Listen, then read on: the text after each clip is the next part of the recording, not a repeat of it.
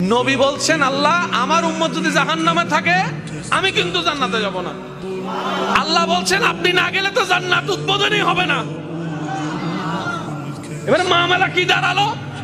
আল্লাহ পাক বলে যে আমি তাহকামুল হাকিমিন নিজেকে বলেছি, বিচার না করলেও তো জিনিসটা সুন্দর হয় না।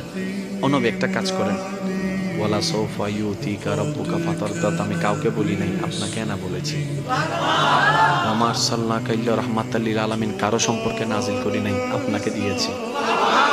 ওয়ালাল আখিরাতু খায়রুল লাকা মিনাল উলা, কাউকে বলি নাই, আপনাকে বলেছি। আর আমি আল্লাহ ভালো করে জানি আপনি হচ্ছেন উম্মতের দরদী নবী। আপনি নিজের জন্য কাঁদেন নাই, সন্তানের জন্য কাঁদেন নাই, পরিবারের জন্য কাঁদেন নাই, নাতির জন্য কাঁদেন নাই, যত কেঁদেছেন জীবনে সবকিছু উম্মতের জন্য। এমনকি হাসরের ময়দানে যখন সর্বপ্রথম আমাদের নবীকে আল্লাহর হুকুমে তোলা হবে,